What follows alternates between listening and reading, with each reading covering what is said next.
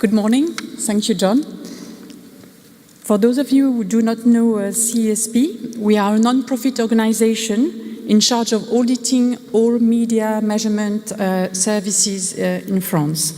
Our members are advertisers, publishers, and agencies. And recently, the SRI, the Syndicate of Internet Sales Houses, and UDECAM, the Union of Media Agencies in France, appointed CESP and ACPM to write the guidelines of a new certificate called Digital Ad Trust. And I'm very happy to share with you this initiative this morning. It has three main objectives.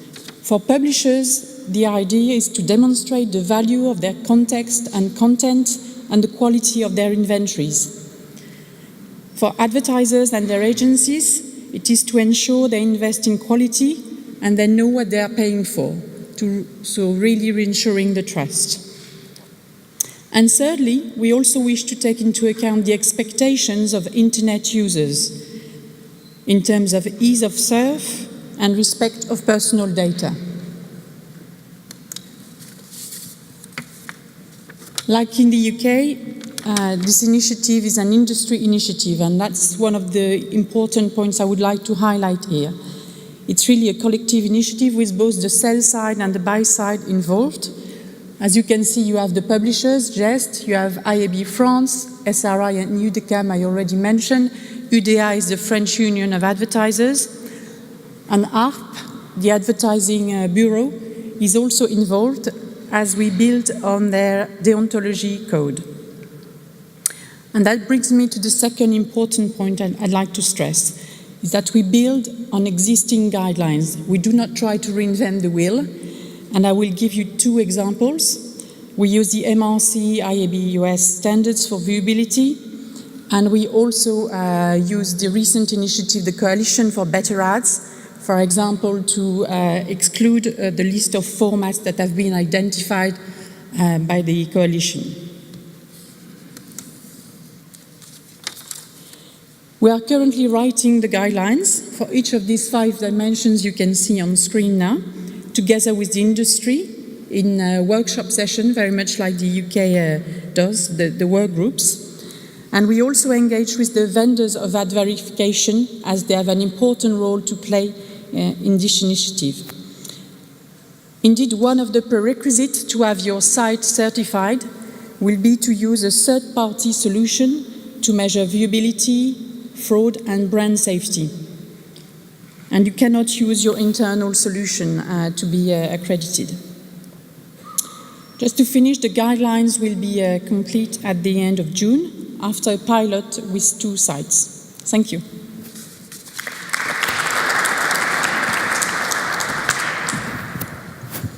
Thank you, Valerie. So, very interesting presentations. Thank you.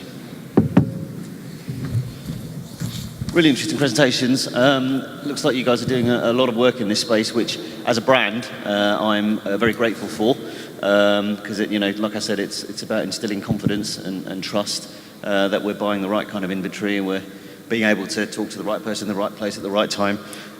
So I would just, I've got a couple of questions lined up, but I'd like to ask if the audience have anything that they would like to ask right now.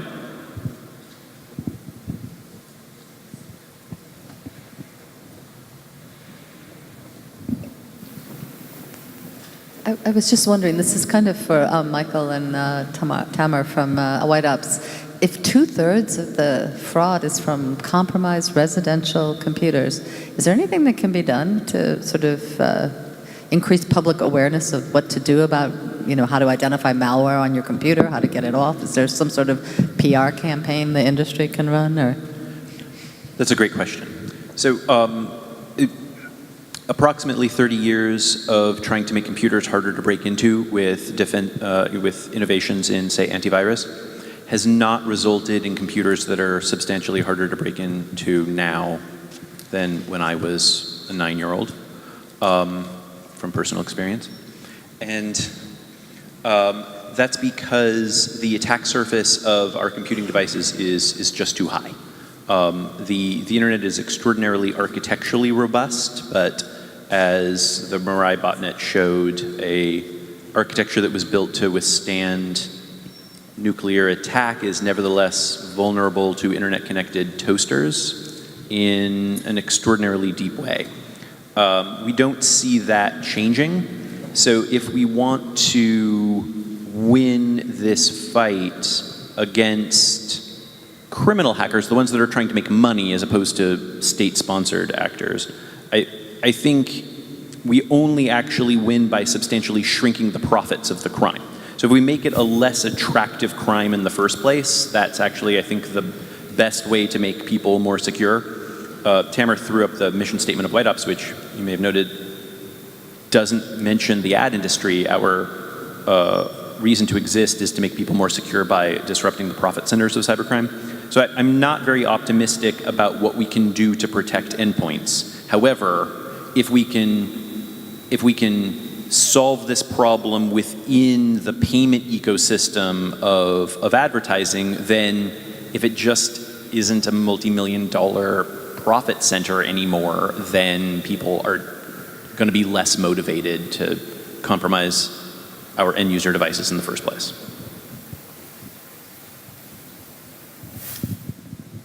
Thank you. Any more questions from the audience?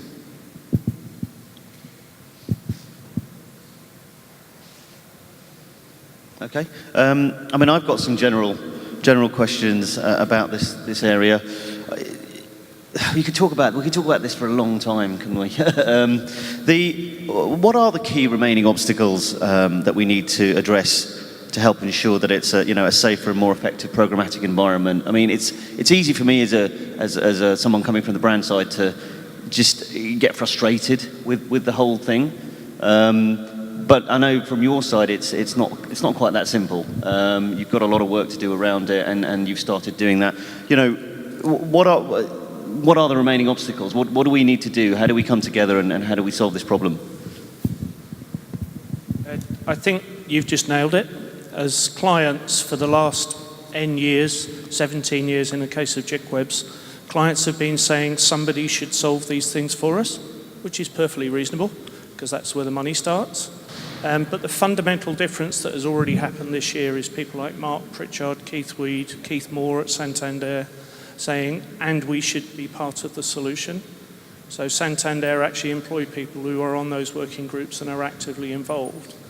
And the end result is either you carry on spending money the way you do, or you tighten that up.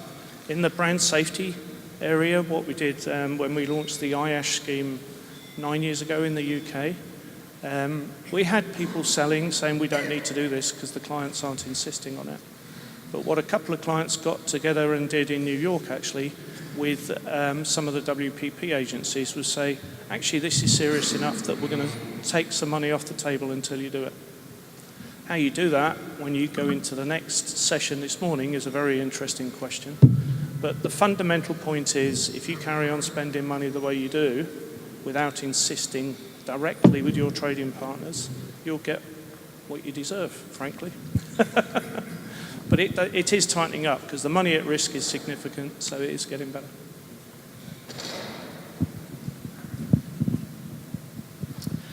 Yeah, I agree with everything Richard said, and Michael and Tamer in their presentation made the point about people focusing exclusively on meeting certain KPIs. And when we're talking about the programmatic environment, we're really talking about this web of interconnected pieces, and some of which there may be some transparency into, but many of which there's likely very little transparency in most situations. And I mean, our philosophy at MRC is the way to improve things is to shine a light on them. And we're working, I talked a lot in my presentation about the standard setting work we're doing, but it's really important to understand that that's one piece of the puzzle from our perspective. We set standards, but then we audit against those standards, and we accredit those companies who who meet the requirements of those standards. And we think that kind of transparency that a process like that allows for is really crucial to programmatic going forward.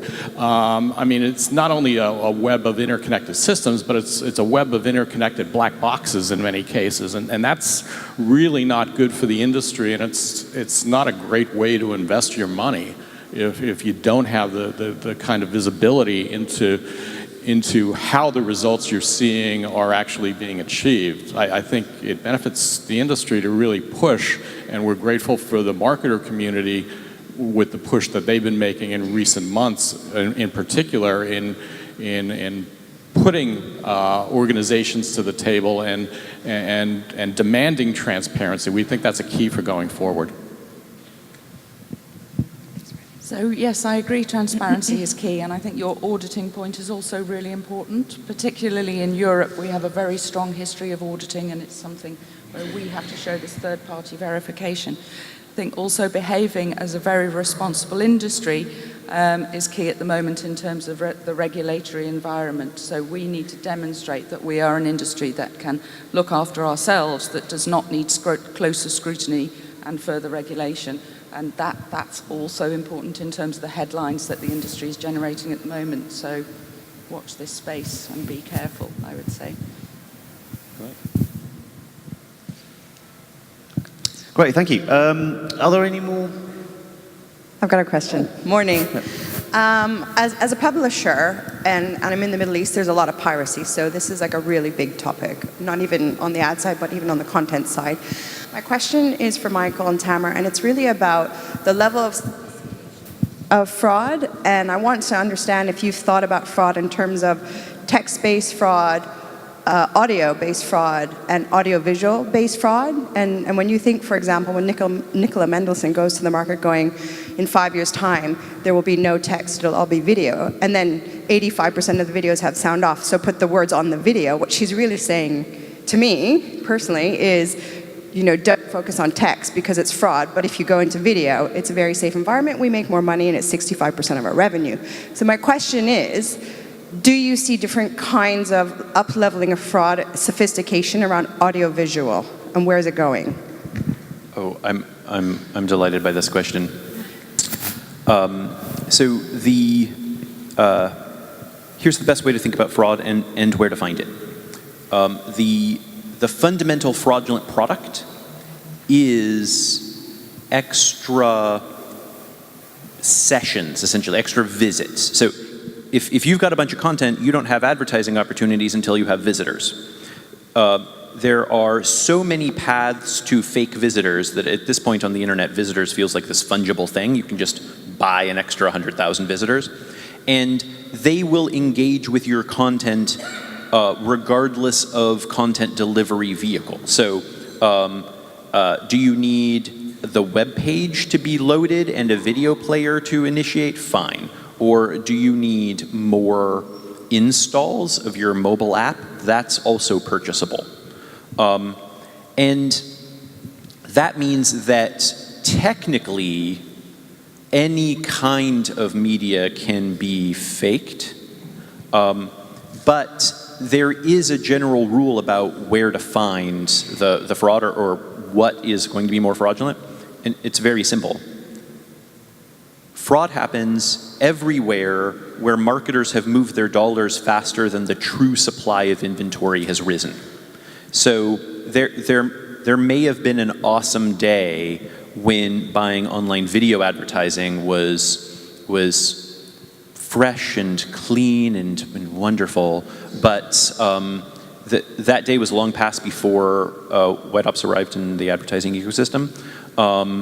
Everyone loves buying digital video advertising, but the rate of increase of spending has dramatically outstripped the true growth of ad insertions in front of human beings, which has just distorted the market in ways that are astonishing. So particularly across the course of the year, digital video advertising buying is not it's not the same month over month.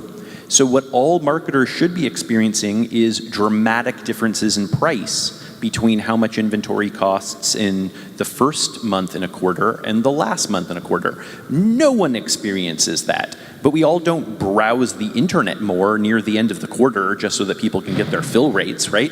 So how does this magically happen? The only way it can happen is that extra visitors appear out of the ether to fill those orders, and that's really where the fraud happens. It's not like it's happening every day at a constant rate. Instead, the fraud is almost pulled into the ecosystem by everyone that's facing an inventory shortage relative to the spending that they have to deploy during that month. And that is the economic driver of the problem. And I'll add that we've also seen very tangible examples of this. We've tracked operations over the course of years that started in click fraud, then moved to auto and tender clicks because it paid more, then on to display, the same operation, and then on to video. So there's an obvious evolution. So whatever's next is, there's a clear path and clear behavior that we've seen for it. Great, thank you.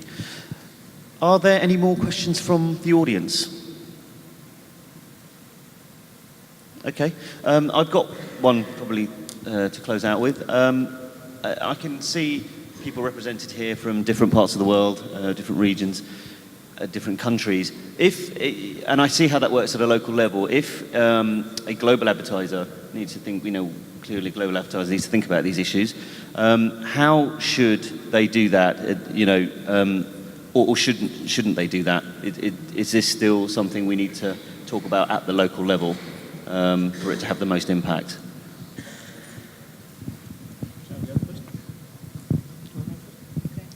All right. It's both, right? And I know it would be lovely if it was simple, but as we all know in this room, the environment that we operate in is never going to be going back to being simple. You just touched on that as well. So global players really demand and deserve a global environment that they can use, which is testament to all the work George and the team at the MRC do, and lots of other organisations in the States like Jane and others. But there are also significant markets, like 3.5 billion in the UK as one example, £3.5 billion a year, where those local companies want to have a real say and control in how they choose to trade. And they're not necessarily the same. Our job as trade bodies is to work together as we do. We're in dialogue regularly to try as far as we can to put that common foundation in place that everybody can use. We do it through the IFABC that Pedro there from Brazil is the president of. So you've got 36 ABCs continually debating and refining this stuff. You've got the MRC doing it, and you've got IABs around the world doing it. You've got IARCA, you've got WFA.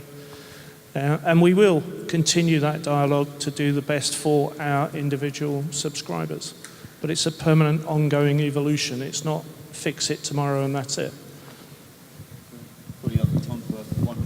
Probably time for one more answer. Just to add to that, so from a European's perspective, I can think of no other time when the trade bodies have all discussed together so much in order to try to resolve these problems. It's absolutely critical now that we do that. Both, and also really interesting that you have European, global, local organisations and a different pattern across different markets. So there's no simple one solution, but it's beholden on all of us to work together and make this have the best outcome possible. Yep. Thank you. Okay, we're out of time, and like I said, I think we could talk about this for quite a while still. But thank you, everyone, for listening, and thanks to all the panelists for their great presentations and contributions. Thank you.